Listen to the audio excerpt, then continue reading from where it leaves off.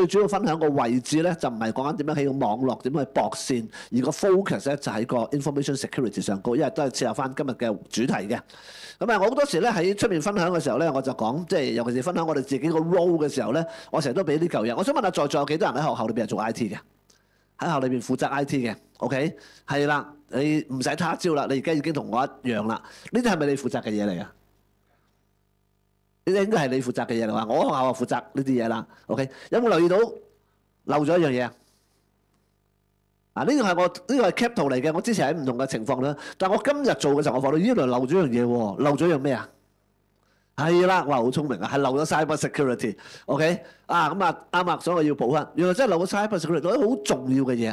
咁你唔好以為淨係得呢度咁少少喎。其實你見到喺個 server management 裏邊咧，其實有幾多隻 server？噏唔噏得出幾多隻啊？我就噏得出啦。其實都唔止啊！嗱，呢啲都係我哋好多時喺學校裏邊，如果你真係喺個 field 裏邊玩嘅話咧，你見到哇，連嗰隻咩 ESD server 真係想打佢嗰隻咧 ，OK， 成日一 upgrade 完之後又話俾你知個 database 甩咗咁嚇。其實我哋handle 好多 server，而 server 亦都好多時我哋喺學校裏邊咧係一個我哋講緊黑客好針對、好想搞我哋嘅一個地方嚟嘅 ，OK。咁呢個咧就係我哋好普遍一個 normal 嘅 school network 啦。不過咧，其實都已經有一定嘅年代啦。因為我哋最早期講咧，就係我哋有個 IT 啲嘅 network 啦，即係1997年政府行第一個消費教育策略之後俾我哋㗎啦。然之後就有隻 router 過咗隻 WebSams，跟住喺2013、14年嘅時候就開始有個 WiFi 100、WiFi 900嘅年代。咁呢個都係我哋講緊好 normal 嘅 school network 嘅。咁啊，所以咧你見到我哋係特登當其時我自己都講 WiFi 100、WiFi 900當其時咧，其實係主要有幾個人去幫手去 design 呢個諗法嘅，咁我係其中一個。咁另外嗰幾個應該退晒休㗎啦。OK， 咁啊當時我哋特登設計咧就係分開嘅。OK， 有幾個原因嘅。第一個就係從錢嘅問題。OK， 錢嘅問題，因為當其時2013、2014咧，我哋已經行咗資訊科技教育近15年啦。咁當其時我仲記得教育局嘅官員問我咧，如果我俾30萬學校嘅俾學校起個 WiFi 個網絡，你估得唔得㗎啦？我話你一定唔得。你15年都冇俾過多錢我哋嘅話，你如果俾嗰啲錢我哋嘅話，我一定用咗落去 upgrade 啲 network 線啊，由 Cat 5轉 Cat 6啊 ，upgrade 個 switch 啊。咁你要個 AP 出現，基本上冇乜可能嘅。咁所以當其時設計咧就係特登唔好理呢嚿嘢，呢嚿嘢我哋唔隻字不提，就起個 WiFi 網絡。第二個都係安全嘅考量 ，OK。咁啊，但係因為時代嘅改變啦，咁所以咧其實個 WebSams 嘅 router 就 WebSams 嘅 network 冇咗啦，而家變咗做咩話？CloudSams 冇錯啦，咁而家轉咗 CloudSams 啦，咁同埋咧都開始咧有啲學校咧就會有 IT 啲 network 啦，有個 WiFi 嘅 network 啦，同埋亦都因為 5G 嘅時候咧有個 5G 嘅 network 嘅，咁啊你 5G 嘅 network，咁你有 WiFi 點解有 5G 咧？因為有好多學校去玩 IoT 啊。佢玩 IoT 覺得 WiFi 嘅 network 或者 IT 啲嘅 network 咧都係會有個 firewall 都會 block 咗啲 port， 所以喺佢教學上高咧可能比較難去做一啲嘢，咁所以咧佢就整個 5G 嘅 network 主要做啲即係 IoT 嘅嘢嚟嘅。咁我哋見到而家呢個好 typical 都係啲學校嘅生態嚟嘅，眼睇4個，實際上係3個，因為有一個係政府處理咗個 CloudSams，OK， 咁呢個就係我哋 normal 嘅 school network 啦。咁啊，政府自己本身有冇啲指引啊，有冇啲 guideline 啊俾學校咧？有冇㗎？我哋喺學校裏邊做，好似冇喎，係啊，我見到人擰頭啦，好似冇，但係其實係有嘅。不過咧，就大家睇下係咩嚟？有嘅。如果你上去嘅教育局個網站嘅話咧，咁你會見到有其中一路上去咧，咁啊有個叫資訊科技教育，咁而家叫數字教育啦。咁啊裏邊其實唔係好多版㗎咋，有主頁啦、政策文件啦、持續支援啦、相關網站啦、查詢啦。咁呢兩個其實肯定唔係啦，睇就知啦。OK， 咁啊政策文件係唔關事嘅，因為政策文件資訊科技教育裏邊從來都冇一個政策文件係關於資訊保安 ，OK？ 咁我哋只係佢裏邊其中一個好細嘅嘢嚟嘅啫。咁如果你睇持續支援裏邊咧，你就會見到有一嚿嘢咧叫做資訊保安 ，OK？ 咁裏邊有嘅係有嘅。咁當中有啲嘅資源咧，我想介紹下俾大家嘅。咁譬如資訊保安裏邊，如果我哋睇第一嚿嘅資訊保安咧，你入去嘅話咧，你會見到有一紮我哋所謂嘅 PDP（Professional Development Program），即係俾老師一路去持續進修嘅 program 嘅。咁當中其實有一紮嘅我哋叫做咩啊？叫做呢個嘅校園管理保安及維護嘅，我哋叫做PDP 啦，叫 training 啦。咁當中其實如果你睇嘅話咧，應該咧係有8嚿嘅。OK， 咁啊點解我會咁熟咧？因為背後我有份幫手設計嘅。OK， 啊佢係揾咗中大做，咁但係中大始終都係揾翻啲前線嘅老師去處理。咁當中你見到有一紮嘢嘅，OK，咁啊包括咗，其實佢有實體嘅，不過已經開完㗎啦。佢亦都有自學課程嘅，因為嗰陣時佢要求中大咧，我哋啲同工去講嘅時候咧要錄影，咁跟住咧佢跟住就放咗個網上。不過我頭先睇好似個網上嗰個自學課程完咗啦，唔知佢會唔會再開？我覺得幾值嘅，OK，因為佢其實基本上我哋當其時設計嘅諗法就係話。好多學校嘅 IT 都開始升職嘅升職，退休嘅退休，新嗰一紮咧，其實好似對呢一範咧，可能未必咁熟，所以希望就能夠真係搞一啲嘅課程咧，能夠等人哋可以知道多少少嘅。咁所以你見到好多係真係講緊infrastructure 嘅嘢，而其中你見到有一個就係學校系統保安啦。嗱，記住呢個係講資訊科技啊，即係唔係講個 security 個食蕉喺門口嗰樣嘢嚟嘅。咁我 cap 咗個 PowerPoint 部分嘅內容啦，都等大家望一望啦。譬如呢個就係喺學校系統保安裏邊嗰個嘅 PowerPoint 嘅幾版啦。咁講嘅有啲講啲咩咧？咁你見到講嘅嘢其實都真係幾專嘅嚇。OK，資料個保護啊、私隱啊、法律嘅責任啊。再睇落去嘅話咧，當其時有講嘅就係講一啲常見嘅攻擊嘅手法啦。咁呢啲前面嘅就係專家一陣可能都有機會講啦。一路嚟講都係呢啲。咁當然而家唔止嘅。咁啊，另外咧就一啲嘅保障網絡嘅行為啦，咁啊，所以你話如果你真係有興趣嘅話咧，如果教育局又再開嘅話咧，我都非常之建議大家去聽嘅，因為其實都真係幾教到大家都好新嘅 technical 嘅知識。咁啊，另外咧，如果你再睇咧，教育局除咗搞課程之外咧，佢亦都有一份嘅文件俾大家嘅。不過份文件就係2019年出嘅，OK。咁喺自從有 ChatGPT 或者 GAI 出現之後咧，其實應該有好翻天覆地嘅改變。據聞佢哋都想更新下嘅，咁但係你知啦，更新一份政策、一份文件咧，其實唔係咁容易㗎。咁佢個內容有啲咩咧？佢個內容咧就嗱，佢寫到明㗎啦。教育局嘅資訊科技教育組擬備。咩叫教育局嘅資訊科技組咧？即係教育局裏邊負責資訊科技教育嘅嗰班同事去做嘅。嗰班係咩人嚟嘅咧？嗰班應該以前係老師，跟住唔係老師去咗教育局做，唔係 IT 人嚟嘅。OK，咁所以都係好 generic 嘅。咁所以我哋其實真係好依賴坊間嘅專業嘅同工啦，或者我哋所講嘅伙伴啦，能夠提供多啲資訊俾我哋。咁當其時佢做完之後咧，佢都有俾我哋呢啲老師睇下嘅，因為我哋叫玩開啊。咁但係其實我哋都係睇下嘅啫，我哋都唔係即係講緊好專業嘅人士。咁我好記得當其時同佢睇嘅時候咧，其實佢有好多張嚇咁啊。呢個就係當其時嘅 cap screen 啦。咁如果你睇咧，其實都幾全面嘅，因為佢真係參考住當其時嘅 OJO，即係而家嘅 DPO 啦嘅一啲嘅資料啦。咁啊，所以如果你有興趣睇嘅話咧，其實都幾好嘅。亦都有好多學校都講啦，我學校係咪應該有個 AUP 咧？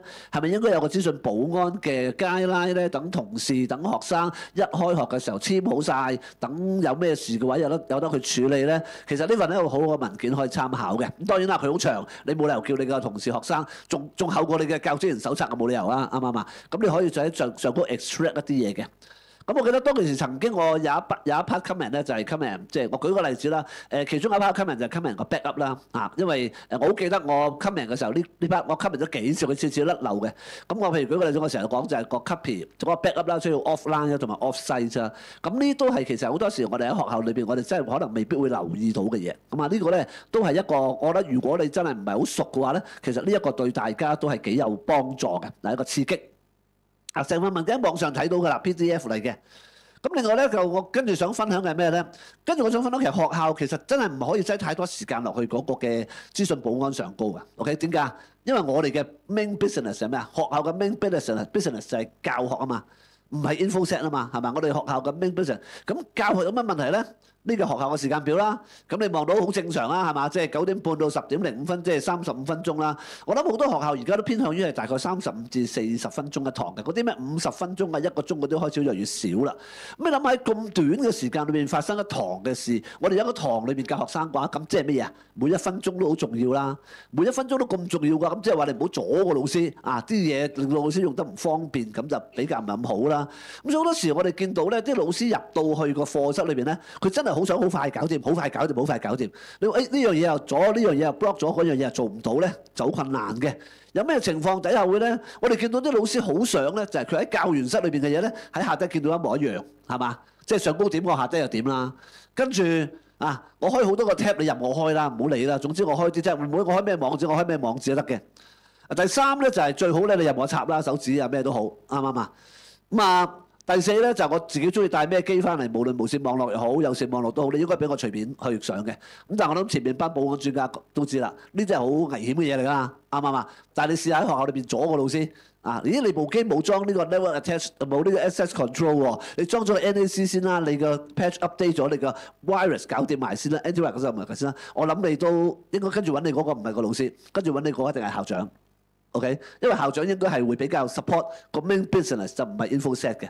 OK，咁所以咧，我哋見到喺呢方面好多時咧，就係有時我哋做嘢真係喺學裏邊咧，就為咗老師嘅方面咧，而保安係一個犧牲嚟嘅。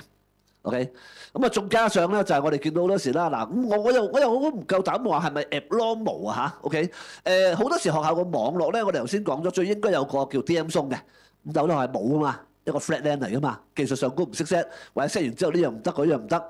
第二就係我哋講咗呢一個無線網絡應該要拆開噶嘛。OK，咁但好多學校咧。就點咧？唔要啦，駁埋啦，慳錢啦。或者個同事話點解我用個 iPad 唔可以上到學校 server 啊 ？OK，咪幫佢駁埋咯。好人啲嘅就同你駁個 firewall 咯，唔好人啲嘅咪同你駁個 core switch 咯。再唔好人啲咪直接懟落啲 AP 度咯。OK，咁你嗰個嘅安全程度就越嚟越差㗎啦。咁但係點解啊？因為方便咯，因為方便咯。但係方便你之餘都方便咗好多其他唔應該方便嘅人㗎喎。咁所以咧，仲有你要諗下喎，就係其實你喺學校裏邊做，譬如我咁樣學負責 IT 啦，我要教書喎，我做埋電腦科科主任喎。其實好多同工都係咁嘅喎。你有冇咁嘅足夠時間去做個 follow up 咧？你嘅 technician 係咪真係會肯同你去做呢啲 follow up 咧？舉個例子啦，我學校嚟緊下學年會裝修呢個教員室，咁我哋諗住做 IP phone，咁今日咧就要個 IP phone 咧攞咗啲器材嚟咧做個 proof of concept，就擺喺我哋學校裏邊試一段時間。佢琴晚就 send 個表俾我，同我講。麻煩你將呢啲咁嘅網站、呢啲咁嘅 pod 就放啦。如果唔係咧，你做唔到、試唔到噶啦。俾咗2版我，咁我點啫？我梗係要做啦，係咪先？我梗係要做啦。唔做咁今日 POC 唔到，咁點玩啊？但係記住喎，其實我都唔知係咪應該放晒喎。其實我有個猶豫，點解放晒咧？咁但係冇理由同佢拗㗎。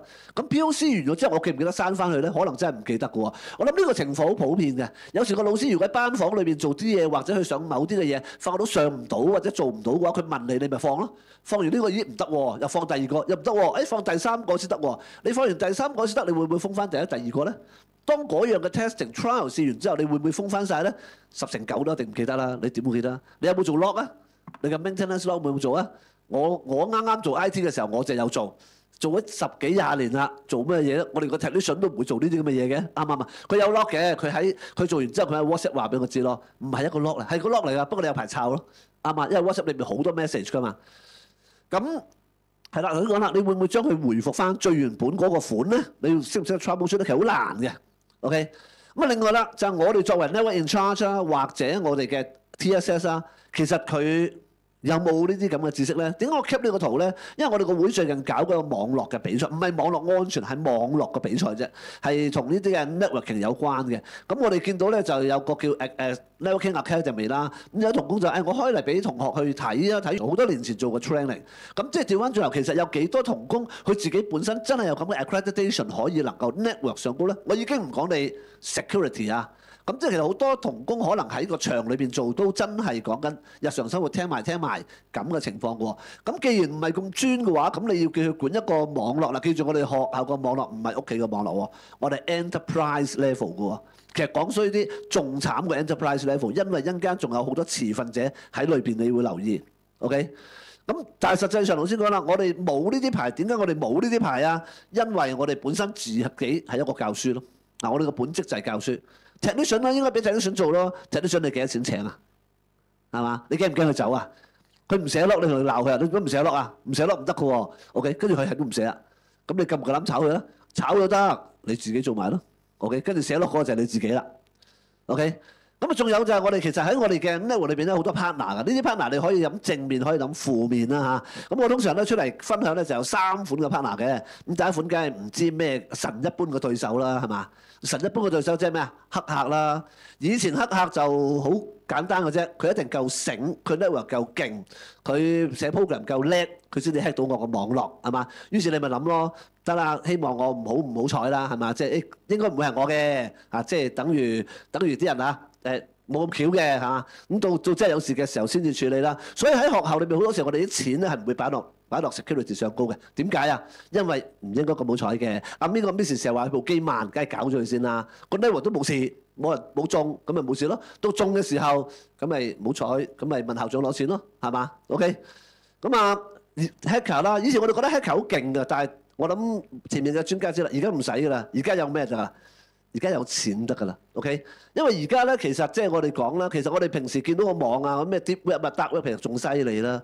而家嘅有 ransomware as a service 㗎嘛，我要做隻勒索軟件，我使鬼識咩？我俾錢咪得咯，大家分賬啫嘛，啱唔啱啊？有價有市嘅喺網上高，OK？有價有市嘅，唔使識㗎，你俾錢人得㗎啦，啊，大家分翻啲。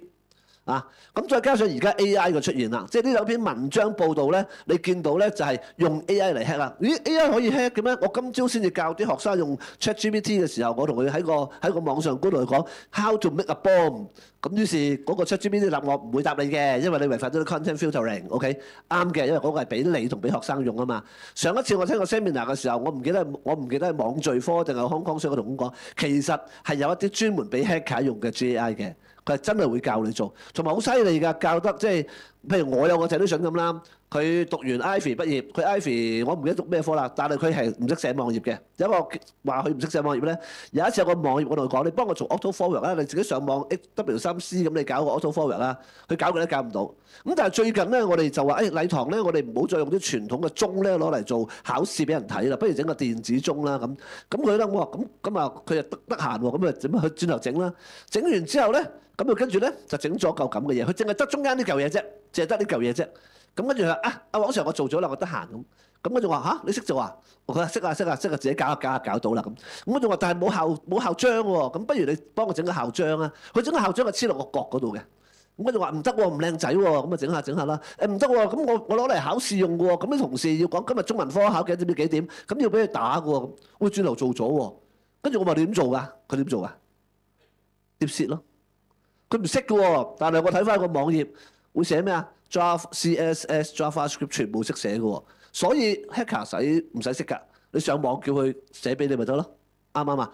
我成日都講啦，我最特別嘅情況就係好叻嘅而家，你寫 program 會唔會寫呢啲啊？從來我哋叫學生寫就會寫 comment 啫，自己寫梗唔寫 comment 㗎啦，佢寫埋俾你嘅喎。啊，所以其實即係而家個世代唔同咗啦，你神一般個對手咧，佢真係唔需要係神嘅。因為好容易佢就會升神㗎啦，OK？但係最慘咧，你仲有啲個隊友，OK？咩隊友大家知㗎啦？你嘅同事，你嘅好多都係好好奇㗎嘛。一陣間最後，如果我有時間，我可以講好多個 story 嘅，即係嗱。不過記住，如果有機會我講個 story 嘅話咧，唔好將佢聯想喺我學校，OK？因為我識好多學校嘅，千祈唔好誒黃 Sir 嗱，你講係咪你學校咧？啊 hack 係咪你學校咧？千祈唔好咁諗啊！我個古仔好多係真事嚟嘅，但係未必係我學校㗎，OK？咁啊，仲有啲隊友啦，仲有啲細路啊嘛，係嘛？我成日講呢個魔童嚟噶嘛，冇責任咁去試咩啊？佢中意試個 program，梗係學校試啦，唔會用自己屋企機嚟試噶嘛，啱唔啱啊？咁所以你會見到其實你根本上就係前後受敵、內外受敵。咁但係你有冇咁嘅專業去處理咧？其實好難嘅，OK？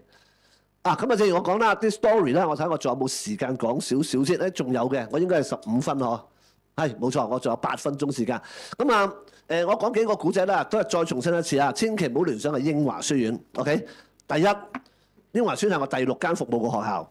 OK，所以唔一定係我而家服務學校，可能我之前服務學校嘅。第二，我識好多學校嘅。我基本上話香港如果有學校中招嘅話，通常熟我嘅都一定要揾我問咗我先嘅，再問我有咩解決方法。我最記得有一個情況咧，就係有一次有間學校同我講，佢俾 ransomware。掉咗隻 file server， 跟住連個 backup 都掉埋，因為佢個 backup 唔係 offline， 唔係 offshore， 所以掉埋 total loss。OK， 我都直情問埋啲 friend 㗎啦 ，total loss 冇㗎啦，你隻 file server 又俾人 encrypt 咗，連你個 backup server 都俾人 encrypt 埋，即係冇咯。係啊，過咗幾日之後，嗰個老師好開心同我講，佢話個黑客放佢哋喎。我話你俾咗錢啊？唔係啊，個黑客話睇完我哋學校之後咧，話我哋係一間特殊學校喎，覺得唔應該咁衰。啊，即係道亦有道，所以咧就放咗佢啦。我成日將呢個古仔同我哋學校啲同事講嘅，不過我覺得聽唔入耳嘅。我哋係直資學校嚟嘅，直資學校即係咩啊？普遍人嘅眼光就係有錢啊嘛，係嘛？咁梗係咩啦？咁當然啦，同事還同事，佢梗係唔會理你啦。OK，咁啊第二個古仔咧就係、有一間學校有個老師，有個英文老師，有一日就 WhatsApp 個電腦老師，個電腦老師係上緊堂嘅。咁啊 WhatsApp 個電腦老師，咁啊跟住同佢講：喂，我坐我後邊嗰個英文老師咧，好似中咗 ransom 喎。咁跟住個電腦老師就乜都唔理，揼低啲學生即刻衝落去啦。第一件事做咩啊？第一件事落去做咩？掹網線，冇錯。第一件事掹網線，跟住第二件事問個老師頭先做過啲乜嘢，收到個 email。個 email 邊個俾你㗎？唔知，唔知你又開，好奇咯，係喎。跟住咁你做咗啲咩啊？開咗個 email 之後見到個 attachment，咁咪撳落去咯。點解你又開啊？好奇咯，唔知係咩嚟㗎嘛。OK，咁跟住第三嗰個 attachment download 咗嚟點嘛？咪試下撳着佢咯。跟住就好似閃一閃啦。啊，好奇啊嘛，跟住就話俾前面嘅同事知。前面嘅同事咁緊張咧，因為前面嘅同事都係教英文嘅。佢俾有啲電腦知識，佢知道後邊嗰啲同事如果教英文嘅話，萬一 ransom 咗嘅話，一 encrypt 就應該 encrypt 曬成個英文個 folder，即係佢都賴嘢，咁就即刻 call help。OK， 如果可能教中文嘅佢就唔鬼睬佢噶啦。OK， 咁落咗去之後咧就揾個咁啊，跟住個電腦老師就得啦，嗱而家部機咧唔得啦，我哋要收走，我哋俾個另一部機嚟。OK，咁嗰個英文老師咧即係出事嗰個咧好好奇嗰個咧就話但係我出緊卷喎，你可唔可以俾我？攞份卷走啊，梗係唔得啦！你可唔可以俾我印埋份卷走啊？咦，我哋全校都係 network printer 嚟嘅喎，冇 standalone printer 嘅喎，所以梗係唔得啦。咁點啊？我份卷出咗再出嘅話，我可以俾你攞手機影，開翻個檔案影低你究竟出過啲咩嘢，等你唔使由頭出過，但係一定要由頭打過。OK，咁呢個係第一個 story。第二個 story 咧係真事嚟講，唔係作㗎。第二個 story 咧就有個學生，佢咧就好聰明嘅。係喺一般嘅老師眼光中係乖仔嚟嘅。咁通常咧佢同啲老師講：老師你多嘢攞啊，你落堂你走啦，我幫你刪電腦啦。咁於是個老師走嘅時候咧，望翻轉頭真係刪咗電腦。個老師幾好㗎，佢真係望翻轉頭真係刪咗電腦。原來個學生只係刪咗個 mon， 而且呢個行為通常係最後嗰堂。咁跟住學生等啲同學走晒啦，翻入班房開咗個 mon， 其實就冇 lock out 個老師嘅戶口。跟住個老師嘅戶口有乜嘢就去乜嘢啦。OK， 佢去到咩 folder 咪中咩 folder 咯。咁呢個學生都好聰明嘅。點解聰明咧？因為佢真係偷考試卷，偷完之後其實係發覺唔到嘅，因為佢知道自己數學差，佢所以數學一定唔會做得好叻啊。佢聰明在就係佢唔會特登好標青，但係可惜佢衰咗一樣嘢，因為佢係一個男學生。男學生通常衰咩咧？即字頭上一把刀啊嘛。佢偷完之後咧，佢偷埋啲其他卷咧，就俾咗。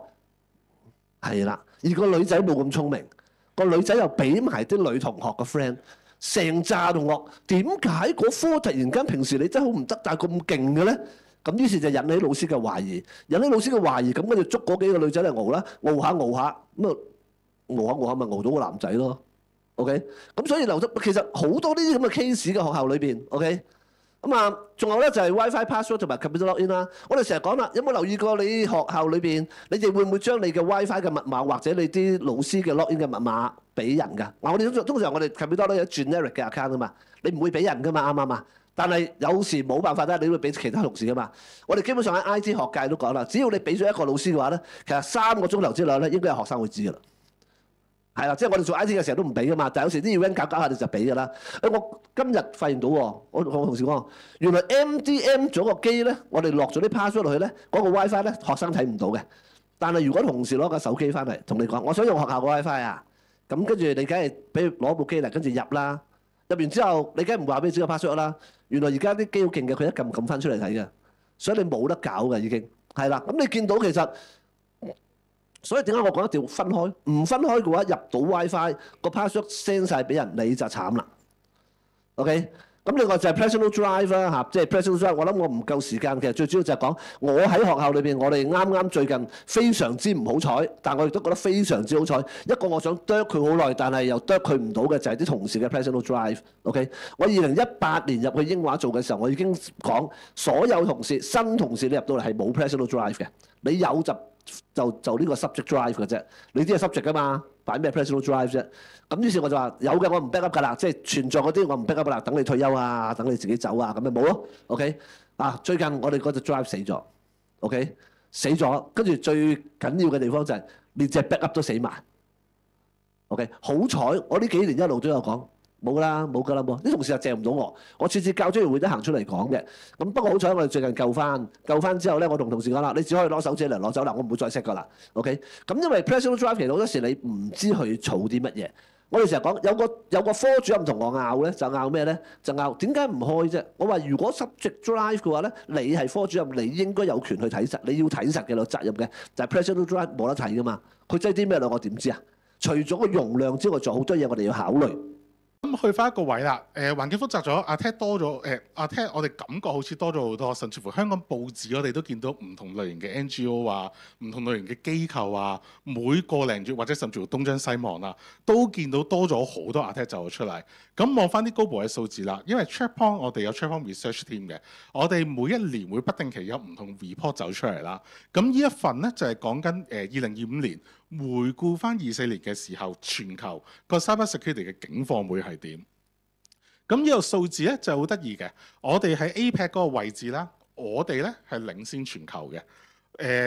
我哋喺 APEC 上高見得到最多嘅 attack 就係一啲 multipurpose 嘅 malware 啦，一啲 info stealer 啦，跟住就會有一啲 mobile 或者 crypto miner 啦。嗱，咁呢度英文講完，大家可能唔知係咩嚟嘅。簡單啲講啦，頭先 Josh 講過，我哋做一個 attack，我哋要去敲門嘅。我哋要留住個 access 嘅個 multipurpose malware 就係敲門嘅第一步，我要中個 backdoor 入去。咁另一邊廂啦 info stealer 發生緊啲咩事咧？其實依個位置 exactly 就對應緊可能頭先講 email 我哋嗰個帳號嘅泄漏咧。其實 info stealer exactly 就係偷你啲 cookies 啊，偷你啲 credential 嘅東西嚟嘅。咁所以你見得到咧，全球我哋發生緊 hacker 們啦，佢哋做緊嘅嘢咧，佢哋都係希望攞你哋個 access。咁攞個 access 變咗第一個防線，可能係 firewall 啦，另一個位置可能就會係 email 嗰個位。咁嗱，依幅圖咧，我就冇收嗰個係真嘅。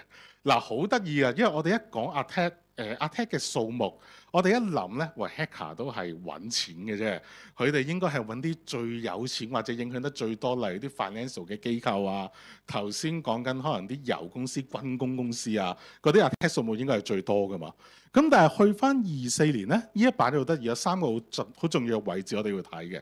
第一個就係右上角呢個位 attack 比起23年多咗44%，而且第二段就係講緊我哋如果係睇翻 education sector， 我哋比起23年啦，我哋係個 attack 嘅比例比人多咗75%，多咗非常之多嘅。咁但係另外仲有一個轉變啦，就係呢個 attack 我哋點樣 deliver 咧？以前你見到2021年去到2023年咧，主力我哋用個 email 去做個 channel 嘅。咁但係因為隨住啲 email security 嘅 solution 用得越嚟越多 AI 咧，個難度係數高咗好多。你會見到去到24年咧，我哋會有啲轉變嘅。email 我哋撳低咗，但係 web 嘅 attack 係多咗。咁我哋整體嗰個 attack 嘅數量都係多咗。咁變咗咧就係我哋以前可能我哋跟翻啲街拉，我哋做好多 network 嘅 inspection 嘅。咁出面啲企業咧喺個 email 上高已經做咗個升級啦。咁變咗就係都會諗一諗就係好啦。如果我對應我而家個 IT infrastructure email 上高嘅 policy 究竟做得足唔足？咁呢一個係第一個我哋可能要去諗嘅位置啦。望完全球，我哋望翻香港啦。咁每一季咧。香港 Search 佢都有個守望者報告，就講翻我哋過去一季究竟香港嘅 cyber security 嘅現況會係點啦。咁喺入邊咧，望呢個數字好開心㗎。24年 Q4 咧，特別低嘅。咁我感覺應該大家會有個 feel 咧，應該世界和平，未必冇咁危險嘅。咁但係如果我哋加翻埋24年 total 嘅總數咧，其實都係多過23年嘅。咁另一邊廂啦，香港 Search 咧個數字咧，其實可以見到香港主力，我哋見到都話聽下。第一個就係講啲 web page defacement，即係我改咗你哋個網站。咁另一邊廂咧就會有啲 phishing 嘅 attack 同埋一啲 bot 嚟嘅 attack。咁 phishing 就係一啲釣魚詐騙啦。咁另外 bot 嚟就可能係控制你哋啲機，再做其他 attack，可能係做一啲 DDoS 啊、林種種嘅東西。咁但係你見得到咧個數字點解會低咗咧 Q4 嗰個位咧？咁其實呢一個最重要咧，就可能歸功於就我哋嘅執法機構非常之出力，因為呢個 report 咧都講緊另一個位啊。我哋見到好多可疑嘅網站喺個 internet 上高，但係明顯見得到一個可疑個網站喺香港入邊啊，持續嘅時間咧短咗好多嘅。咁就因為我哋嘅執法機構用咗一個好高嘅速度幫我哋剔單咗呢啲網站。咁翻返去啦，危險好多，無論 global 嘅數字、香港嘅數字，其實多非常之多。咁對應咧就會用翻一個老土嘅講法，一間公司要行得成功，我哋可能 IT 要行得成功咧，我哋以前會用做好多 technology 嘅，但係翻返去個基本咧，其實講個 people process technology 三樣嘢都係非常之重要。嗱，以前我哋啲 technology 廠家 technology 嗰 part 真係好強嘅，咁但係去到而家咧，我哋都係繼續好強，但係我哋咧會去翻個人嗰 part 同個 process 嗰 part 咧，會幫大家手多好多。咁記住咧，一間學校裏邊人咧唔係淨係得教職員嘅，我哋有埋學生嘅，即係講緊可能係其實我一間學校可能9成半係學生，我哋剩緊半成先係教職員。咁但係其實另外嗰9成半咧，我哋都要顧及。咁但係我哋點樣嗱？當我哋有齊晒啲3個元素之後咧，其實我哋基本上個教育環境我哋就保護得到啦。咁但係有啲3個字 people process technology 人人都識得講㗎啦。對應究竟要應該點樣做嘅咧？我哋攞一個香港常見嘅例子啦，即係我哋個 phishing， 我哋個釣魚攻擊。如果我哋拆翻開 people process technology 可以點樣玩，或者點樣可以做到個 defense 嘅效果咧？其實第一樣嘢，我哋頭先阿 Albert 所講有啲好奇寶寶會撳個 email 啦。咁其實一個人員嘅訓練咧，會係一個好關注嘅位置，因為佢哋如果乖乖地咧，嗱唔係叫佢簽回條啊，我哋俾一啲適當嘅 training 佢之後咧，其實佢哋被 attack 嘅機會咧，相對會細咗嘅。咁跟住可能一啲 technology 幫手，我哋 account 俾人偷咗，我哋就增加個 password 可能做得難啲，我哋可能做個 multi-factor offence，甚至乎我哋有揾一啲 tools 去將一啲奇怪嘅 email filter 走。咁呢個就係 technology 做到嘅位置啦。咁另外最後嗰 part 咧就係可能一啲 process 啊，政府嘅 guideline 好多都會講嘅，我哋要做 vulnerability management，我哋要 regular 去落 patch，甚至乎就係、好啦，而家 cyber security 嘅 incident 越嚟越多啦。當有 incident 未嚟之前，我哋要諗定個對應方法，即係咦究竟部機中咗 ransomware，我就知道要即刻衝過去掹咗個網線啦。咁如果我今日係一個 DDoS 嘅 attack 嘅，或者真係可能我試卷俾人偷走咗嘅，究竟個對應個方法會係點？一個 incident response 咧，都係一個改善我哋俾啲 attack 影響嘅時候嘅其中一個好好嘅方向咯。嗱，去翻個人員訓練嗰度啦，咁針對人咧，其實好得意嘅。嗱，有好奇寶寶見到封 email 亂咁撳啦。其實而家出邊 enterprise 個玩法會係點咧？我哋做嗰啲 phishing exercise 嘅東西喺度，我哋就透過啲 gen 去 gen 一啲假好有趣嘅 email，可能就係話你喺 email 喺我呢個 link 嗰度撳完之後，我俾個免費嘅 Netflix account 你啊，我俾個雪糕券你啊，林林總總一啲甜頭咧，就引啲人去撳呢條 link。咁可能引啲教職員啦，可能引啲學生啦。咁當佢撳完之後咧，其實 back end 就會有 system mark 翻低邊一個同事、邊一個人撳咗呢條 link。咁之後下一步可以做啲咩咧？嗱，出面啲大公司個玩法好得意嘅。撳咗條 link 之後咧，個 HR 就會叫佢去睇一堆片。如果繼續有問題咧，個 HR 就會出警告信俾佢。嗱，咁去翻學校嘅環境當然冇 HR 啦。咁變咗就係可能學生撳咗咧，就揾個訓導主任同佢講一講啊。如果可能教職員撳咗咧，就可能揾翻相對應嘅主任去提一提佢，同埋等佢睇翻多啲 cyber security 嘅片，去慢慢練翻呢個 sense。嗱，呢個 sense 唔係一做一次就有嘅，講緊可能係每一季，甚至乎每一個月，我哋都整啲嘢去線一線佢哋。當佢哋中招中得多咧，佢哋就見到封 email 咧就會醒水㗎啦，佢哋就唔會再做一個好奇寶寶。咁除咗之外咧，嗱，如果望翻2019年教育署呢一份information security 嘅 recommended practice 咧，其實佢入邊好 high level 嘅 security 嗰 part 咧，嗱，有堆 process 定期改 password 啊、backup 啊，梁總有非常之多嘢。去翻 level 嗰部分或者 security 嗰部分咧，其實佢呢度就好 high level 講咗一啲鬆零嘅概念，即係我哋間學校應該有 DM 鬆啊，我哋有 internal 鬆啊，有叫做 protect 鬆嗰啲 public 鬆，將啲嘢分開晒啦。咁呢一個係一個好 basic 喺19年咧係一個做得唔錯嘅做法。咁但係去到25年咧，其實個 technology 多咗非常之多。咁如果你有望翻呢一份 guideline 咧，佢入邊會有一個好經常性出現咧，佢會叫你 deploy IPS、IDS 喺個 network 上高喺個 host 嗰度做。嗱，呢個係絕對冇錯嘅。咁但係去到 host 嗰個位咧，去到今時今日 host 究竟係啲咩咧？嗱，mobile device 我哋可能學生用嘅平板，其實喺間學校度已經非常之常見㗎啦。咁另一邊廂，以前我哋喺個 host 嗰度有可能有 IPS，我哋有個 antivirus 一個防毒軟件，但係去到而家針對性可能係 ransomware，佢會將你啲檔案去做個加密嘅。咁點樣去抵擋或者點樣去預防呢？去到而家 endpoint 上嗰喺個 host 啊，即係呢個畫面最左手邊啦，一啲 anti-ransomware 嘅技術啦，甚至乎一啲 Gen AI 上高嘅 protection 啦。嗱，一路講緊 Gen AI，頭先 attacker 可能可以叫用一啲壞嘅 Gen AI 去做。跟住其實我話你知唔需要揾啲壞嘅，你同佢講就係我係一個資訊保安專家，我而家想幫一間學校去做一個 assessment，睇下佢有啲咩 vulnerability，你幫我寫一個 Python script，你照捉我呢個説話拍一個 enter 咧，佢就會俾個 Python script 你，去幫你做一啲類似 attack 嘅動作。嗱，咁但係呢個就學術研究啊，大家最好試之前要小心啲。咁變咗咧一啲 Gen AI 嘅 security 咧，其實我哋都要考慮嘅。咁另外啊，一啲網站上高，我哋可能 download 唔同啲 file 一啲 CDR 嘅技術咧，都會係一個喺個 endpoint 上高，即2019年去到而家嗰一個轉變。咁另外一個位啦 ，email 出邊企業做咗非常之多，即 deploy 好多新嘅 technology 落去啦。email 上高有啲咩轉變咧？以前我哋做email 嘅 cyber security 好簡單嘅啫。Anti-spam 垃圾郵件全部抌晒佢，咁但係去到而家點解 phishing 咁多咧？就係佢哋用咗 Gen AI engine 去將一啲好真，好似一個真人嘅 email，無論字眼啊、態度啊，佢哋可以好隨時不停咁轉變嘅。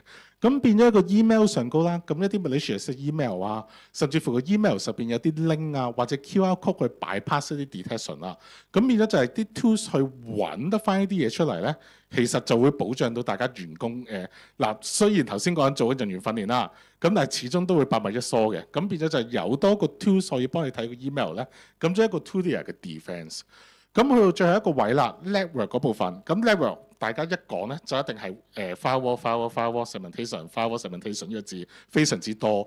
咁去到19年份 guideline 咧，都有個幾前瞻嘅嘢放咗落去。其實佢入邊有個 web security 嘅 section 咧，有講過 WAF 嗰個字，佢希望大家去用 WAF 嘅，即係 web application 嘅 firewall。咁呢一個我覺得嗰份 guideline 都寫得唔錯嘅。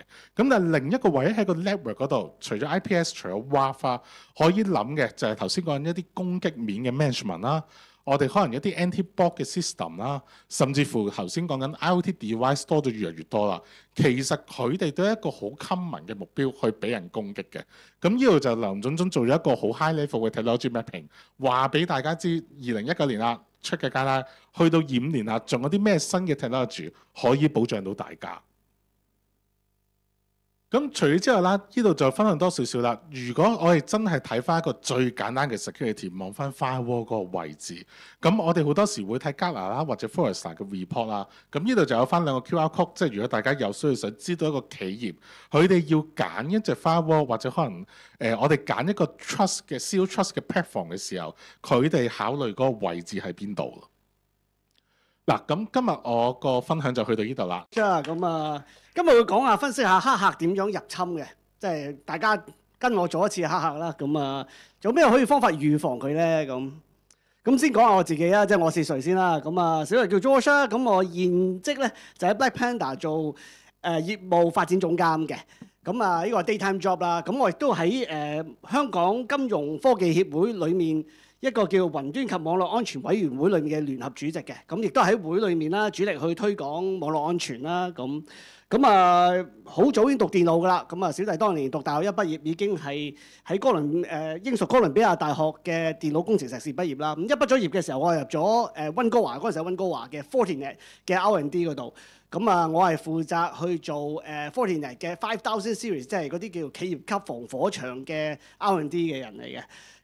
之後都被翻咗嚟香港啦。因為屋企人嘅緣故啦，叫我翻啦。喺香港第一份工就係 Astri 嘅，唔知大家知唔知啊？即係香港政府成立嘅科技研究中心啦，喺科學園啦。繼續喺度從事科研工作嘅。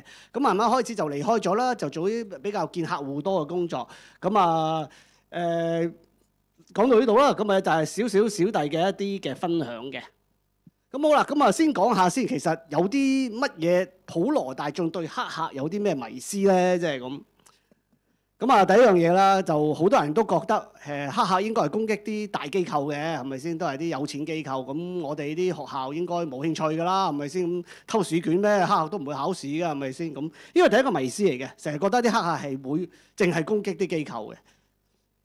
咁啊，第二樣嘢啦，咁啊，啲人會覺得喂，黑客一定係喺電腦方面嘅技能好勁下㗎啦，係咪先？咁又好勁嘅，一陣會分享下嘅。但係亦都有好多漏羅嘅，好正常喺呢個世界，即係喺個社會裏面，你一間公司做嘢，你發覺有啲人真係好叻，但係有啲人真係呃飯食嘅啫。黑客其實都係一樣嘅，10個黑客唔係10個都叻嘅。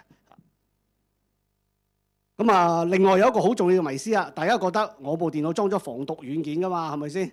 咁有個名叫防毒軟件，應該防到毒㗎啦，係咪先？咁點解仲會有啲咩勒索軟件攻擊㗎？唔係有防毒軟件嘅咩？咁個軟件做乜㗎？咁我哋又討論下呢個問題嘅。咁但係呢個三大迷思，而家可以先講個原因先啦。第一樣嘢就係黑客其實唔會淨係攻擊一啲大嘅機構嘅，因為我會分享下，你會發覺好細機構都照攻擊㗎。其實黑客即係賊嚟嘅啫，你可以咁諗，取易不取難嚇，佢唔會特別去揾一啲去自己考自己嘅，只要你嗰個方便容易搞嘅，佢會先搞你先嘅。咁啊，技能方面有叻有渣啦，但係因為今時今日已經好多工具出現咗㗎啦，有啲黑客可能唔係真係好叻嘅，對電腦唔係好認識，佢都可以做黑客嘅。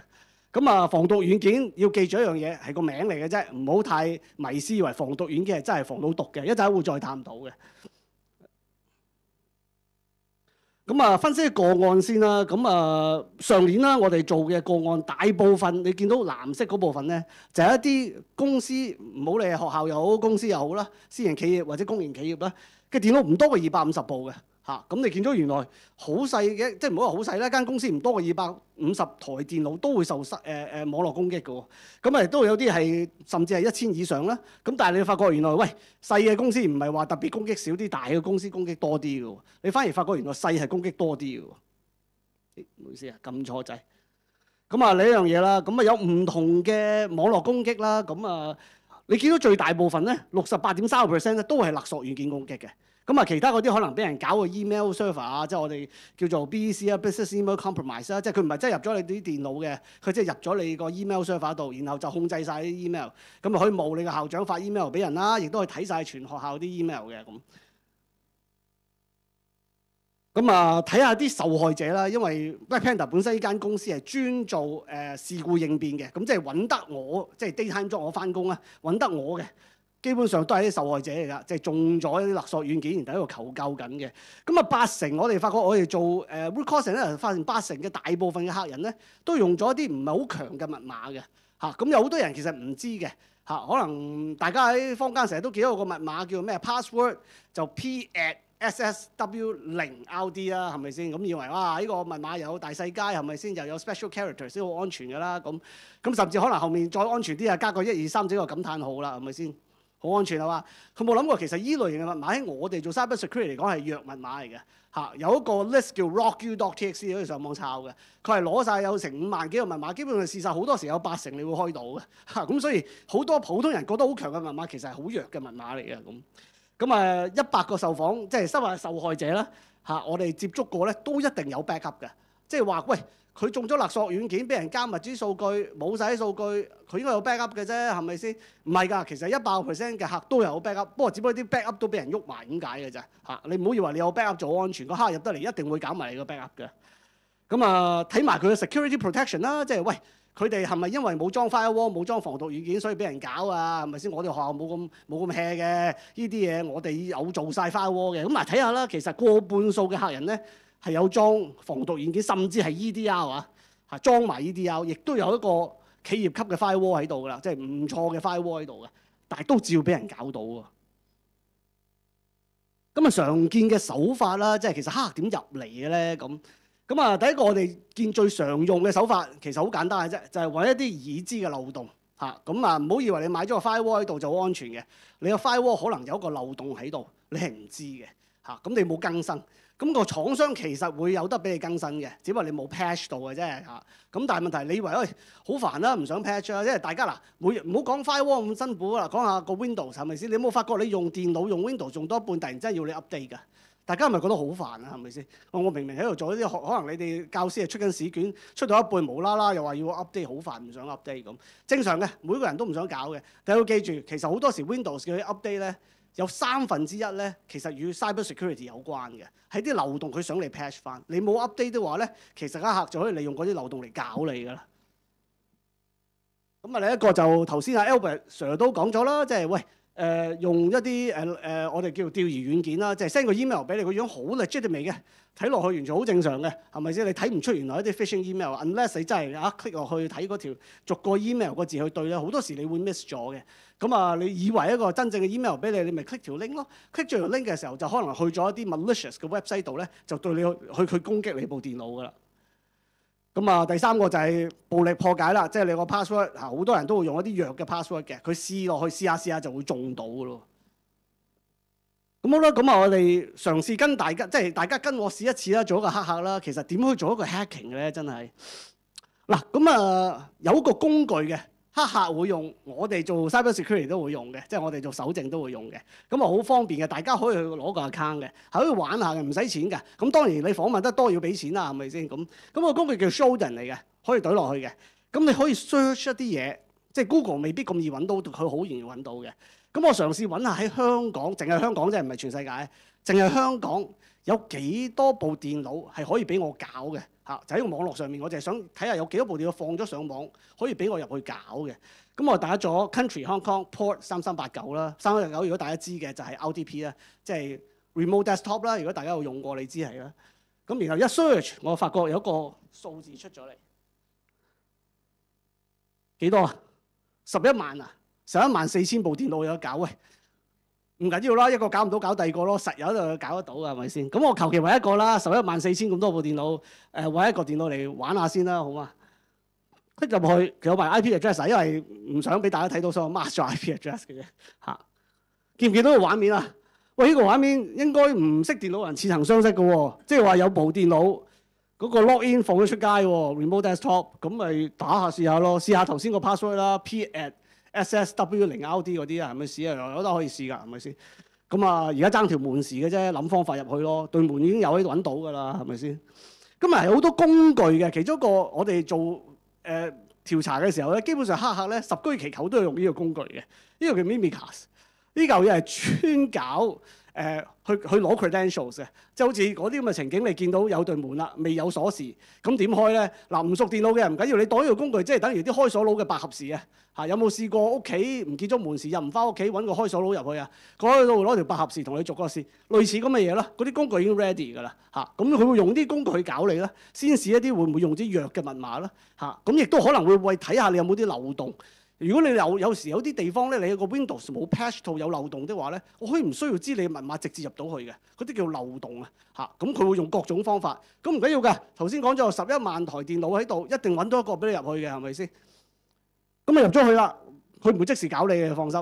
佢會諗下方法先嘅，佢會做少少部署嘅嚇。咁因為入到你個學校嘅系統咁多部電腦，點知邊個打邊個啫？係咪先？佢會去 study 下，佢會做下功課嘅咁。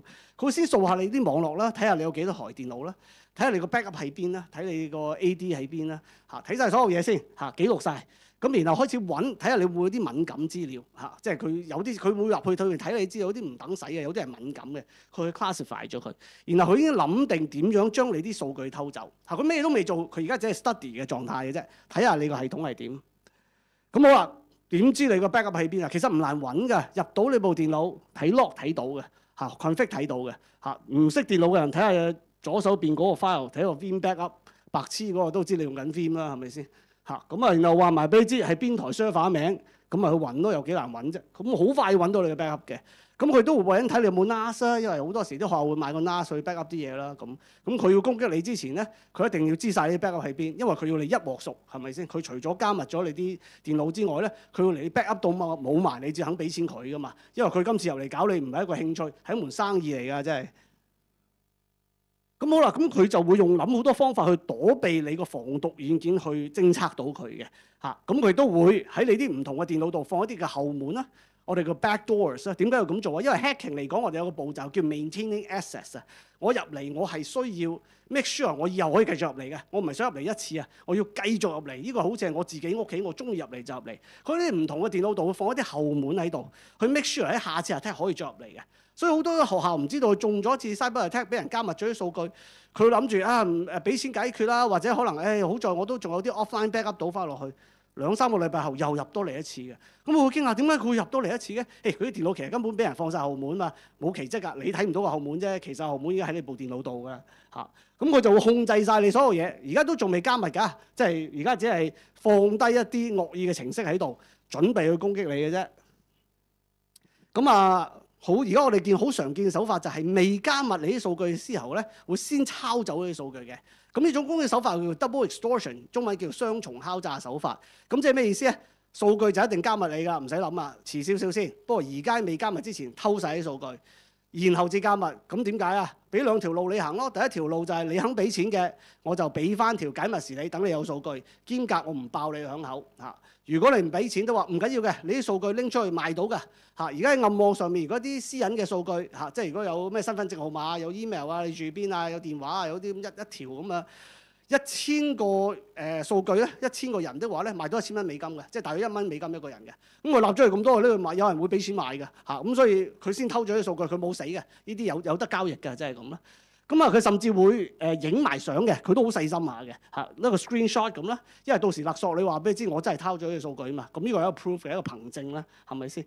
咁然後喺未 launch 之前咧，佢會做一個好似 POC 咁嘅嘢嘅，去試一試睇下會唔會 trigger 到你哋啲防毒軟件嘅。咁有好多唔同嘅方法 evasion technique 咧，去令到你嘅防毒軟件唔會睇到佢嘅工作嘅。咁最後啦，佢發覺所有嘅部署好晒啦，佢就正式去 launch 個 ransomware attack 啦。佢知道佢撳掣嗰一刻咧，你個防毒軟件係唔會 detect 到佢嘅。咁其中一個最常見我見黑客用嘅方法就係將個防毒軟嗰個勒索軟件個軟件咧嘅 signature 改咗佢。好多時佢改咗 signature 之後咧，個防毒軟件就睇唔到嘅。咁一陣我會講過點解會咁容易去 compromise， 即係去避過防毒軟件嘅偵測嘅咁。調快咗，好啦，咁最後就勒索啦，係咪先？數據加密晒啦，佢就喺你電腦放一個勒索字條喺度啦。咁你就同佢講：我攞晒你啲數據啦。如果你想要翻啲數據嘅，咁我俾條解密匙你。咁當然梗係要收錢啦，係咪先？亦都會將你公司嘅嘢擺喺佢嘅暗網網站度，就同全世人講就話嗱，依間公司俾我 hack 咗㗎啦。咁如果我收唔到錢的話咧，1個禮拜後咧，我就會喺呢個網站度將佢啲資料公諸於世咁。咁好啦，咁講咗啦，即係帶大家走咗一轉，大家扮一個黑客去點攻擊啦，咁下一步你會有個問題啦，咁我點保護自己咧？咁好啦，翻嚟啦，咁又係頭先講個古仔啦，我唔係個電腦裝咗防毒軟件嘅，咁點解個防毒軟件會 detect 唔到㗎？係咪先話明防毒軟件？咁好啦，要明白防毒軟件本身嘅技術咧，其實好簡單嘅啫，佢係靠認個 signature of 嗰個病毒嘅，你可以咁諗啦嚇。咁每一個病毒會有個 signature嘅。咁你叫防毒軟件成日 update 個 signature 嘅嚇，你個 database 成日 update 點解？因為佢一發現有新嘅 signature 咧，佢就會擺咗落去個 database 度。咁下次再 scan 嘅時候，如果佢發覺咦你呢個檔案個 signature 同我個 database signature 吻合的話，佢就當係一個病毒㗎啦嚇。如果發覺 send 完之後，咦個 signature 唔吻合嘅喎，佢就當唔係病毒嚇，即係用一個好簡單嘅方法。咁呢個講法有咩好大嘅問題咧？就係而家開始黑係叻咗嘅，佢係會改個 signature 嘅嚇。一個病毒要改 signature 好簡單嘅啫嚇。咁網上有好多工具可以幫你改，你唔需要識 programming 嘅，有個 tool 你撳個掣咧，嗰個 file 嘅 signature 就可以改咗㗎啦咁。咁有咩辦法能夠可以好啲咧？即係防毒軟件大家都有㗎啦，係咪先？基本上唔使錢買㗎啦。今時今日嚇，你買個 Windows 翻嚟，其實個 Windows 已經有埋一個防毒軟件叫 Windows Defender 嘅嚇，你係唔需要俾錢買額外個防毒軟件嘅，係有嘅嚇。不過無論咩牌子嘅防毒軟件，個技術上都係差唔多嘅啫。因為本身呢個咁嘅技術都係20年前、20幾30年前嘅技術㗎。小弟當年讀大學已經用緊防毒軟件㗎啦嚇，咁所以呢啲咁舊嘅技術，亦都唔使錢嘅，亦都唔好有太大嘅期望。OK。咁我哋喺度介紹下有一個比較新型啲，近呢10年興起嘅一個技術去防呢啲嘢啦。咁個名啊好鬼長嘅，咁啊先講個中文長名先啦，叫中短偵測及回應軟件。咁啊英文名亦都好長，叫 Endpoint Detection and Response。咁因為中英文名都好長，都話大家簡稱叫 EDR 算啦。OK。咁呢個有咩特別咧？咁啊近排啲人成日講 AI 啦，咁其實佢係用咗啲人工智能同機器學習去 train 個 model 去認嗰個病毒。係真係一個惡意病毒啊，即係一個惡意程式啊，定係一個正常嘅電腦程式嚟嘅？咁佢有個 model 去 train 完之後，佢就可以望到佢嘅 behaviour。咁啊好咗好多嘅，即係比呢啲咁嘅防毒軟件嘅方法好咗好多。點解？因為佢係睇 behaviour。咁我可以改個檔案嘅 signature，但我改唔到個 behaviour 嚇，即係得一個賊咁樣，係咪先？佢係賊嚟嘅。嚇個樣係擦眉擦眼做嘢，啲神情啊，一行嚟去個動作都係賊嚟嘅嚇。咁佢可以改咗個名，佢以前叫做陳大文。咁啊陳大文有案底，對到真係先係賊啦，係咪先？咁佢而家改咗名，唔係叫陳大文喎，叫做陳美美咁。咁啊，如果防毒軟件睇唔到個陳美美唔係賊嚟嘅喎，冇案底嘅喎，係咪先？咁但係佢行為上行出嚟都係成個賊嚟嘅。咁所以會容易 detect 咗好多。咁所以今時今日，如果你話要最有效去防止勒索軟件攻擊的話咧，真係要靠 EDR 嘅嚇。咁好啦，咁啊聽到呢一度，咁大家可能心諗，喂，咁啊裝咗個 EDR 就應該冇事啦，係咪先？有 AI 係咪先 ？AI 咁勁嚇，咁應該會同我擋晒所有嘢啦，遇神殺神，遇佛殺佛咁。咁啊望下後面呢幅相啦，咁呢幅相似咩啊？黑客啦，係咪先？咁啊想同大家講，其實黑客唔係真係咁嘅樣嘅嚇。咁不過所有嘅 advertisement 一講黑客就一定咁樣笠個 hoodie 喺度啊，呢啲好暗好 shady 嘅地方去工作。其實黑客同你同我一樣都係正常人嚟嘅啫，唔會着到咁開工嘅。OK。咁但係黑客都真係有高手嘅嚇。咁10個黑客嚟講咧，其實8至9個黑客咧都會俾個 EDR 搞得掂嘅嚇。咁但係如果最 top 10%，即係頭1成嘅黑客咧，好不幸地佢有個 skillset。佢嘅 skillset 係可以搞掂翻個 EDR 嘅。咁其中一個方法去搞掂 EDR 嘅方法咧，就有啲好合規嘅工具，我哋叫做一個 legitimate software。但係用起上嚟係 maliciously 嚟使用，用啲好 legit 嘅嘢，啲好合規嘅嘢，但係惡意地使用的話咧，好多時嘅 EDR 好難睇嘅，因為佢 EDR 望落去，佢 AI train 佢嘅時候，佢記得呢嚿嘢係好人嚟㗎嘛，係咪先？因為好多好人嚟㗎，點解佢突然之間係壞人嚟嘅？即係我係一個賊，我做到成個警察咁樣行出嚟嘅，佢仍然望開，喂，呢啲係差人樣嚟㗎嘛，好人嚟㗎嘛？點解原來呢個係壞人嚟㗎？你整個無間道，佢好難估啊！啲 AI 點聰明都仲未估到嘅，真係咁咯。咁啊，另外一啲再高手啲黑客咧，直情可以unhook咗佢嘅。因為你會發覺個 EDR 咧，其實一開始嘅時候咧，佢好似個 CCTV 咁，佢望住你睇你做乜，即係及住你睇你有冇啲 malicious，有佢即刻捉你。咁你唔俾佢及住咪得咯？佢可以有辦法去 unhook 佢嘅。咁當然要去到嗰啲 process 嘅黑客真係高手嚟㗎。佢個 memory 會改嘅，佢要識睇 ops code 啊，佢要識改個 memory。佢但係做到嘅嚇。咁啊，如果坊間啲人想知道點去避 EDR 有興趣的話咧 ，Amazon 有本書幾好㗎，叫 Evading EDR， 300幾版字，有各種唔同嘅方法咧去避開 EDR 攻擊。但係個方法好難下啦，已經唔係咁容易做到㗎啦，已經係即係咁。咁啊好啦，咁啊講完啦，咁啊喂。黑客都有叻有渣，咁同普通人都係一樣嘅啫嚇，即係每個人出嚟社會打工喺間公司或者學校度，你都發覺有啲老師叻啲，有啲渣啲㗎，係咪先？好正常㗎。咁如果真係對付最叻，好似頭先我講嗰啲高手，喂可以unhook個 EDR 嘅，因為 EDR 係睇住個 process，unhook 咗佢，令到佢睇唔到嘅。咁點對付啊？咁冇辦法㗎咯喎。嗱，記住我一樣嘢。如果咁不幸地，你哋學校即係遇到高手的話咧，其實世界上唔好講 cyber security，任何嘢都一樣。當你遇到高手，只係得一個方法去對付高手嘅啫。大家有冇諗到係咩啊？就係揾另一個高手搞掂佢嚇，得一個方法嘅啫。佢叫得高手，佢就唔會驚你隻 EDR 啦，仲驚 EDR 嗰啲唔係高手嚟嘅。OK，佢唔理咩 EDR，乜嘢 out 佢都唔會驚你㗎。OK，咁你要對付呢啲高手黑，其實喺我哋電腦個行業咧有一個工種嘅。咁個工種就叫做事故應變專家啦。咁嗰啲人咧會識做一個我哋 cyber security 嘅動作叫 threat hunting 啦，中文叫威脅獵捕啦，翻譯個名係就去可以睇翻晒所有嘅 log，然後去睇下個黑客做啲乜，揾到佢啲惡意病毒，然後 manually 去 quarantine 咗佢嘅嚇。咁呢啲冇辦法㗎，呢啲唔可以靠軟件做嘅，即係揾個人去做嘅。咁不幸地遇中啲叻嘅高手，即係揾另一個高手搞掂佢嘅啫，就係咁。咁好啦，咁所以學校其實要諗下一樣嘢，就係你要喺嗰個事故應變嗰度要作出準備嘅，即係話你唔好成日覺得自己唔會出事，你要諗下如果出咗事嘅時候，會唔會揾到供應商去幫你打走個黑客佢嚇。咁當然你買咗個 EDR 喺度擺喺度，做咗第一重防禦先啦，係咪先？咁但係如果都遇中個唔好彩遇中高手嘅穿到入嚟嘅，咁你要揾另一個高手搞掂佢。有冇同一個供應商傾咗穩定高手？到時有個電話打可以即刻幫你搞掂咧，就係咁。咁啊另一樣嘢啦，唔好諗咩 cyber security 嚇，好似一個屋咁樣嚇，你要冇踩入屋嘅最基本係要做啲咩啊？鎖好啲門同窗先啦，係咪先？冇啲門同窗打開先啦，係咪先？咁其實網絡世界都一樣嘅，有一個叫攻擊面嘅，個攻擊面就係去俾你睇下，就係你有冇啲門窗冇鎖好啊？譬如你而家放出街有個 vulnerability放咗出街，或者頭先我咪帶大家做一次黑客嘅，你有部電腦放咗出街嘅嚇，我頭先用 Shodan 打咗port 3389region Hong Kong，咁我就可以揾到你部電腦㗎啦。咁點解你要將部電腦放出街咧？係咪先嚇？你唔需要24/7放出街㗎喎，可能你有嘢要做嗰一刻要放一放，你放完可以收翻佢㗎嘛，係咪先？唔需要咁㗎嘛嚇。咁所以管好你啲即係一間屋咁管好門同窗的話咧，你俾差入屋嘅機會係大大減低嘅，即係咁。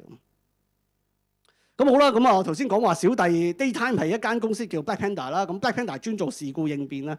咁其實我哋 launch 咗一個咧係俾中小企嘅，即係當然唔係淨係俾學校啦，即係俾一啲企業唔係有咁多錢嘅企業去有事故應變，即係有批高手。頭先我咪講咗，如果真係咁唔好彩，你裝完 EDR 都俾入咗嚟嘅，咁你遇中啲高手的話咧，你揾另一個高手搞掂佢。咁我哋公司就係嗰批高手喺度㗎啦。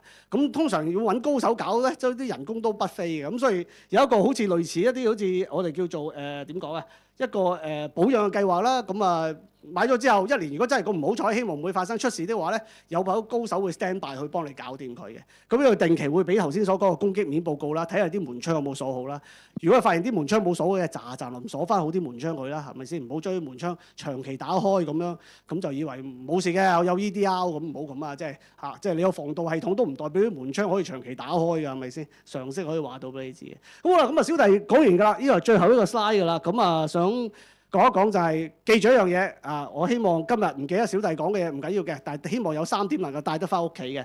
第一樣嘢嘅，即係定期做好你攻擊面嘅掃描，即係話睇你啲門窗有冇鎖好嚇，即係睇住兩間屋，唔好講乜嘢安唔安全，唔好講有冇裝防盜系統，唔好講有冇裝 CCTV， 基本嘢做好先，鎖好啲門同窗佢 ，OK， 揾人 check 住。第二樣嘢即係話，真係考慮用 EDR 去取替今時今日嘅防毒軟件㗎，因為個技術太舊啊嚇。EDR 係近呢10年嘅新型嘅技術，亦都利用咗啲 AI 同埋 machine learning， 會大大提升個電腦捉到啲惡意程式嘅機會嘅嚇。咁啊，同埋揾定一啲可信嘅供應商啦，出咗事嘅時候有高手落場去幫你打走個黑佢，好唔好啊？唔該晒，多謝大家，thank you。呢份咧，其實我都用咗少少心機啦，睇下有啲咩可以分享啦嚇。我哋自己因為公司接觸嘅係業，即係我自己 Fujifilm 就接觸好多業界咧，喺唔同嘅生意嘅範疇裏邊啦。咁我哋見到嘅商業唔同嘅行業見到嘅嘢比較多少少，所以今日咧就唔係好 education related 嘅諮詢關於 cyber security，但係有啲分享一啲古仔啦，而家發生咩事啦，我哋見到嘅嘢啦。嗱，有個 good news 嘅就係隔離 Hong Kong Cert 出嚟嘅數據咧，都知道其實由2003到2004咧 ransomware 同埋 phishing email 嗰個問題咧係降低咗嘅。咁點解咧？其實大家都知道就係、譬如頭先阿 George 講到，好多人咧已經開始明白到 antivirus 一啲防毒軟件係唔夠啊，咁就開始多人 deploy 咗 EDR。咁 EDR 係事實上係 effective， 可以保護到好多公司咧受嗰啲 ransomware 嘅攻擊。咁 phishing email 個意識咧亦都好強啦，即係每次講 cyber security 其實都會講下 phishing email 個問題喺邊度。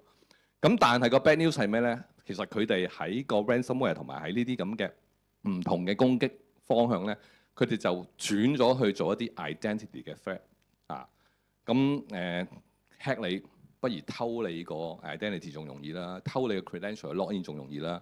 credential 有公司所有每個同事嘅 identity， 仲有一個 identity 咧係最重要嘅就係、譬如黃 Sir 個 identity 啊。如果我可以偷到 IT manager 嗰個 identity 嘅話咧，佢嘅 password 佢每一日頭先咁多個系統啊，你估下佢有冇辦法可以每一個系統有唔同嘅 password？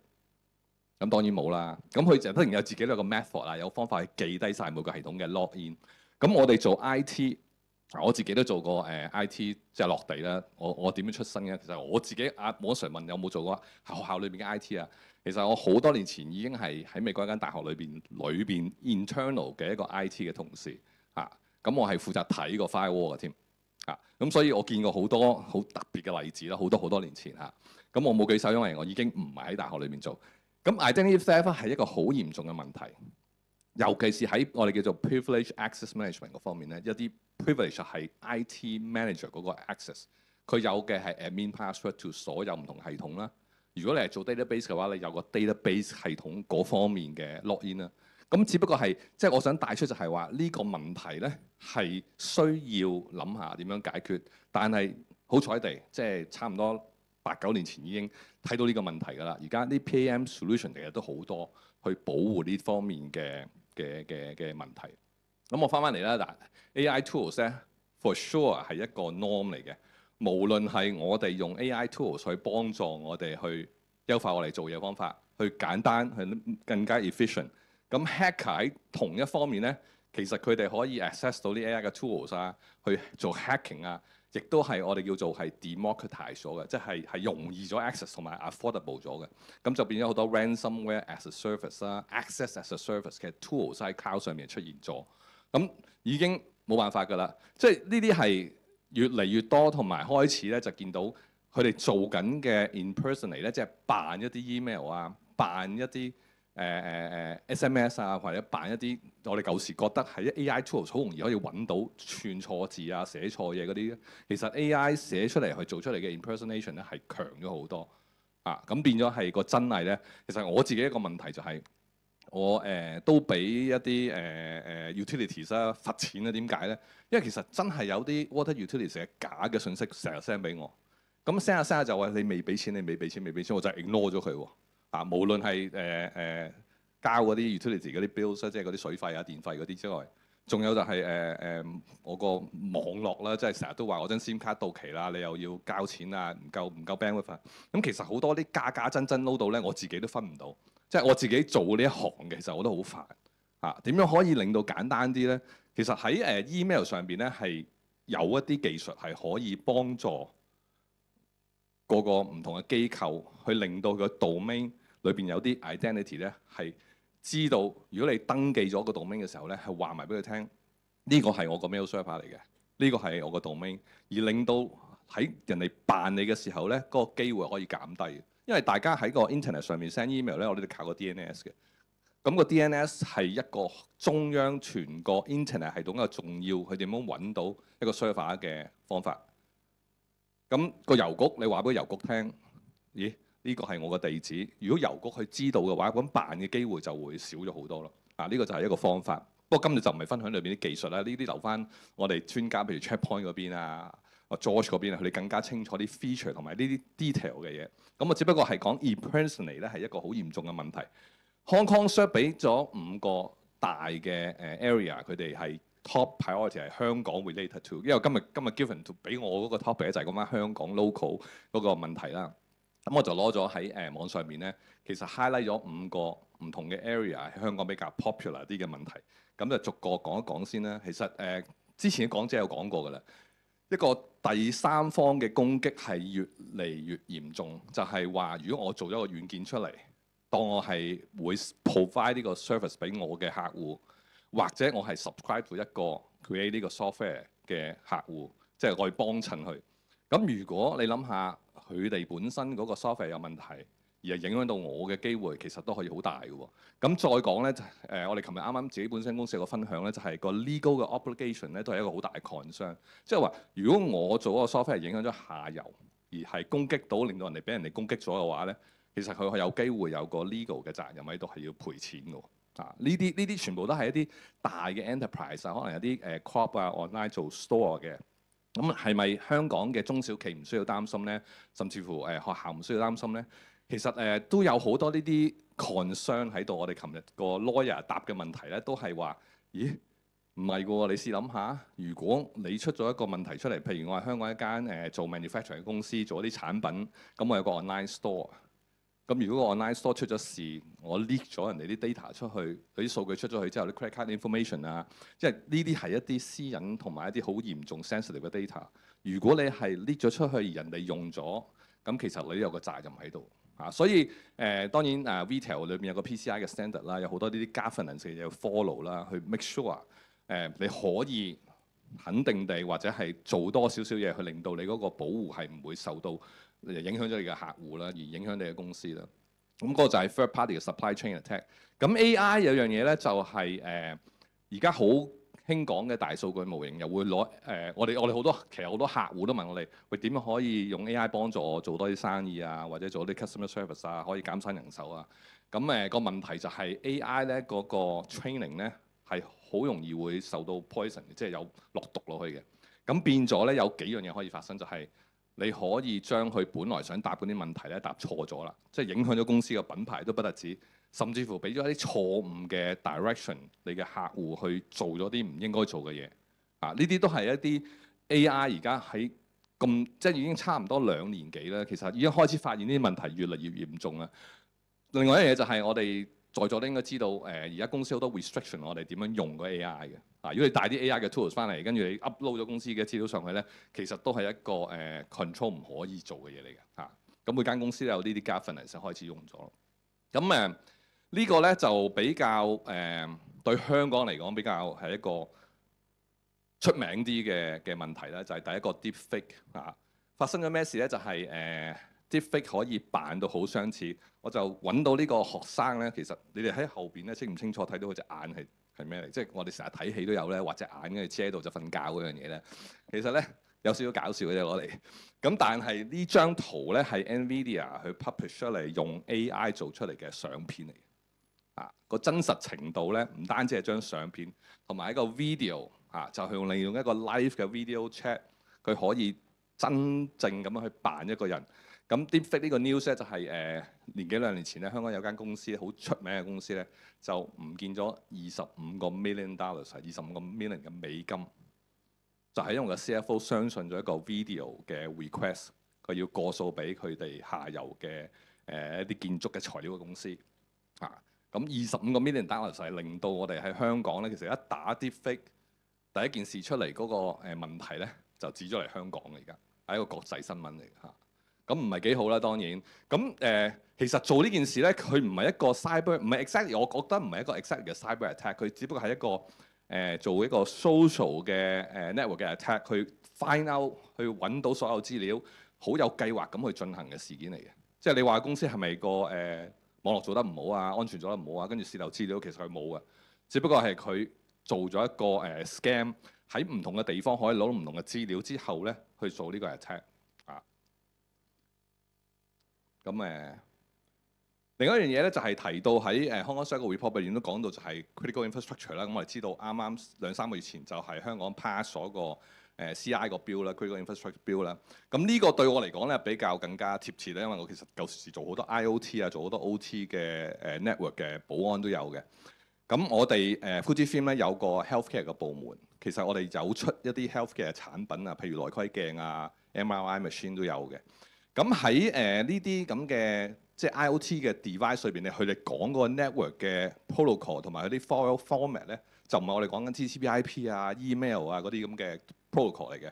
呢個 exactly 係講緊一個 DICOM， 在座有冇人聽過 DICOM 嘅 file format？OK， 呢個係X-ray， 你每影一張 X-ray 咧，其實佢傳送嘅時候咧，由個 MRI machine 擺喺個叫 PACS system 裏邊咧，去行一個叫 DICOM 嘅 file format。咁呢個 DICOM file format 咧係經過個 network 嘅時候咧，其實係可以 decrypt 到好多嘢嘅喎，譬如個 personal 個 information 啦，去照乜嘢 X-ray 啦，所有嘅 patient information 喺晒裏邊，係一張 X-ray 啊嘛。咁點解要 hack 一個咁嘅 DICOM network 咧？就係喺外國其實已經有個 use case 係唔係真正嘅 hacking， 但係 demonstrate 到係做咗咩咧？就將張 X-ray 裏邊嘅 image 去改變去 claim 免鎖。嗰件事係本來係已經有，你睇翻個 history of 個 DICOM 張 X-ray image 有一個問題喺度，嗰個膽石喺度嘅，佢就令到佢冇咗，因為可以改到個 file 啊嘛。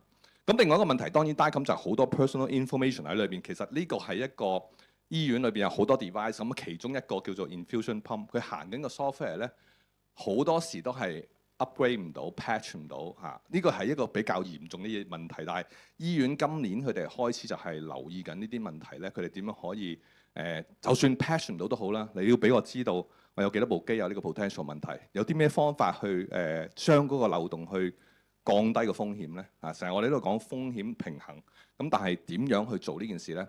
咁我哋都有幫緊啲醫院去諗緊點樣去解決呢個問題。